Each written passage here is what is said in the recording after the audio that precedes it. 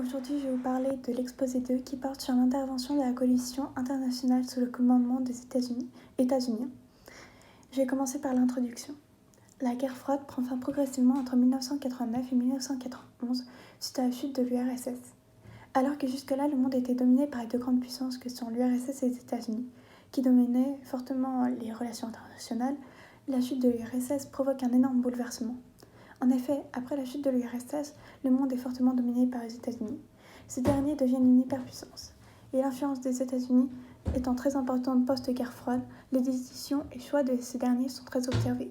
Cela nous est notamment montré par la coalition internationale qui est fortement dirigée par les États-Unis. Une coalition peut être définie comme étant une union momentanée afin de faire face à une problématique d'ordre politique particulière.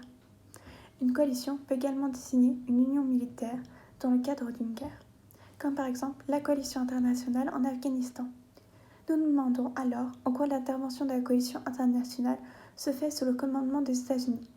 Et pour répondre à cette question, à cette problématique, nous nous intéresserons dans un premier temps à la fin de la guerre froide et à la réaffirmation de la puissance américaine, puis nous verrons la place de l'ONU et la coalition internationale qui s'est mise en place durant la première guerre du Golfe. 1. La fin de la guerre froide et la réaffirmation de la puissance américaine. A. Le retour sur la fin de la guerre froide.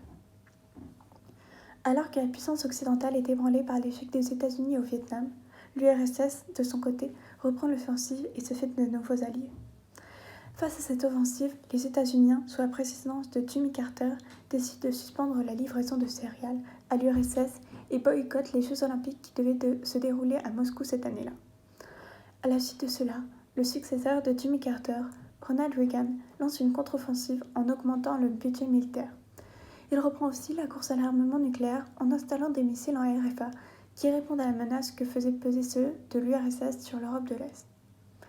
Les tensions entre les deux grandes puissances ne s'apaisent qu'après l'arrivée au pouvoir de Mikhail Gorbatchev en URSS. Ce dernier sait que son pays a besoin de réformes urgentes. Il annonce ainsi la perestroïka, qui est un ensemble de réformes et de restructuration économique et sociale. Cette dernière a des répercussions presque immédiates dans les pays de l'Europe de l'Est. De plus, il réduit fortement le budget consacré au domaine militaire et il met en place une campagne de désarmement massive. Enfin, en 1989, il décide le retrait des troupes soviétiques présentes en Afghanistan. Une révolution débute en Pologne et en 1989, les élections législatives marquent l'arrivée au pouvoir de Solidarnosc. De son côté, la Hongrie cesse d'être une république socialiste populaire et en Slovaquie, la révolution de velours balaie l'ancien régime en quelques jours. Face à l'affaiblissement du pouvoir central, les républiques soviétiques proclament leur indépendance et des régimes plus démocratiques se mettent en place. Enfin, une nouvelle politique est lancée. Celle-ci se nomme la GLaNOST. Elle prône la liberté d'expression et d'information. Finalement, en décembre 1989, George Bush et Mikhail Gorbatchev proclament la fin de la guerre froide. Peu à peu, le pouvoir de l'URSS diminue et entraîne la disparition du communisme, et un nouvel équilibre international se met en place. En décembre 1991, Helsinki décrète la mort de l'URSS, qui est remplacée par la CEI, qui signifie Communauté des États indépendants. La fin de la guerre froide donne ainsi aux États-Unis la place de première puissance mondiale. B. Hyperpuissance et réaffirmation des États-Unis. À la fin de la guerre froide, la puissance des États-Unis est surtout représentée par les domaines militaires, technologiques, culturels, mais aussi par leur puissance économique. La puissance des États-Unis dans ces domaines leur permet d'avoir une forte influence dans les échanges et les relations diplomatiques. C'est pour cela que le ministre des Affaires étrangères français, Hubert Védrine, parle en 1999 des États-Unis en utilisant le concept d'hyperpuissance pour les caractériser. Le terme d'hyperpuissance peut être utilisé pour définir une nation ou un conglomérat de nations dont l'influence mondiale est incontestable dans la plupart des domaines économiques, technologiques, financiers, militaires, etc. De son côté, Hubert Védrine définit une hyperpuissance comme une superpuissance ayant perdu son rival.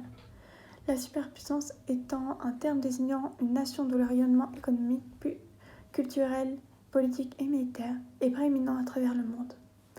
Ainsi, après la chute de l'URSS, les États-Unis se réaffirment comme étant les gendarmes du monde, c'est-à-dire les leaders du monde, notamment sous la présidence de George Herbert Walker Bush de 1989 à 1993 ou de Bill Clinton de 1993 à 2001, tous deux présidents des États-Unis.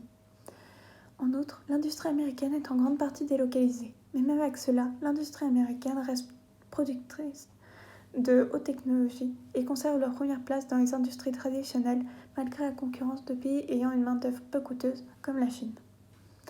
Par ailleurs, les produits culturels américains continuent de dominer les marchés mondiaux. De plus, les principaux réseaux de communication comme Internet ont leur centre aux États-Unis. En effet, l'une des forces principales des États-Unis se situe dans le domaine des nouvelles technologies. De leur côté, les entreprises espèrent profiter de l'ALENA, qui est un accord de libre-échange entre le Canada, le Mexique et les États-Unis. Cet accord est entré en vigueur sous la présidence de Bill Clinton et était en 1994 et est à l'initiative des États-Unis. Par ailleurs, depuis la fin de la Seconde Guerre mondiale, l'influence culturelle des États-Unis n'a cessé de s'accroître dans un premier temps sur ses alliés de guerre, puis sur le reste du monde après la chute de l'URSS. Les États-Unis disposent d'une influence prépondérante dans de nombreuses instances internationales, telles que la Banque mondiale ou encore l'OMC. 2. La réactivation de l'ONU et du droit international et la coalition internationale. A. La réactivation du droit international et la place de l'ONU post-guerre froide.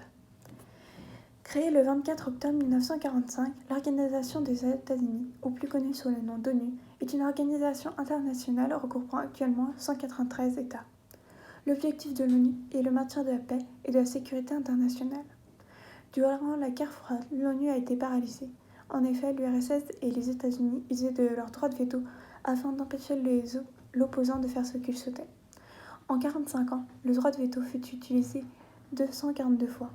Pour tenter de contrer cela, la résolution d'Acheson, qui permettait à l'Assemblée d'émettre des recommandations aux États membres, fut adoptée. Cependant, cette résolution ne fonctionna pas car elle fut très peu utilisée.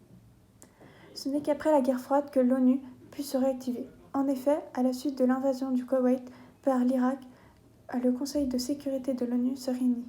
Ce Conseil de sécurité est l'organe exécutif de l'ONU et il se réunit à New York.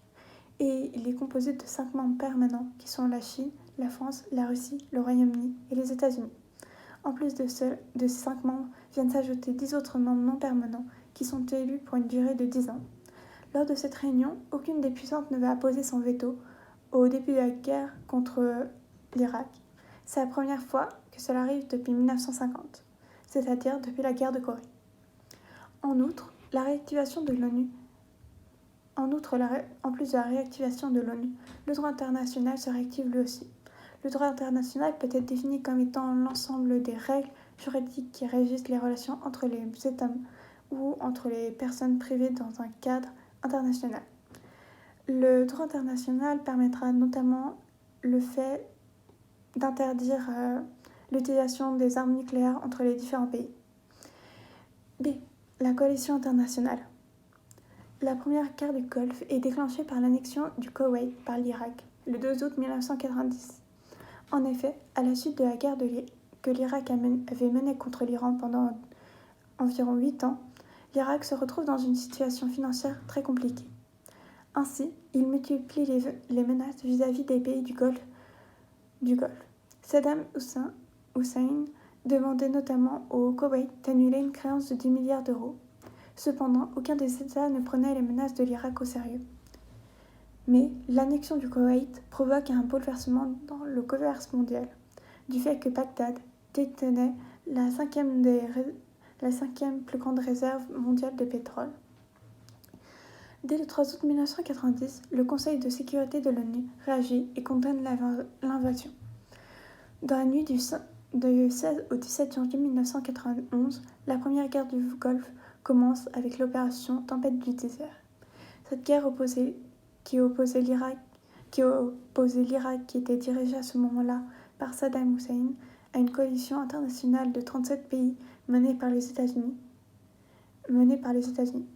Dès le 7 août, les États-Unis envoient environ 482 000 soldats ainsi que 500 000 tonnes de chars. Au total, la coalition environ approximativement 800 000 hommes, les États-Unis en envoyant à peu près la moitié. Cela fait d'eux les leaders incontestés de cette guerre. De son côté, Saddam Hussein pensait que les États-Unis resteraient neutres dans ce conflit du fait de leur politique isolationniste, et il pensait pouvoir avoir le soutien de la France et de la Russie, étant tous les deux ses anciens fournisseurs, et il les considérait ainsi comme étant ses amis. Voyant qu'il se trompe, il demande de l'aide aux États qui soutenaient Israël.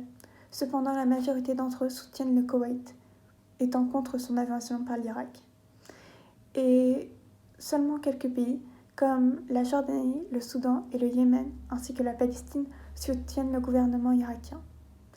Ce conflit marque fortement les États-Unis, car des émissions comme CNN rapportent en direct ce qui se passe au front. Nous arrivons ainsi à la conclusion. Nous pouvons donc en conclure que les États-Unis jouent effectivement un rôle majeur dans l'intervention de la coalition internationale. En effet, c'est eux qui ont mis en place ces coalitions et qui s'occupent de les diriger. De plus, les États-Unis sont ceux qui envoient le plus de soldats et qui mènent le plus d'opérations dans les guerres qu'ils mènent avec la coalition internationale.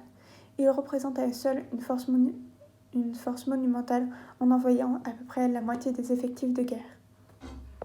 C'était l'exposé.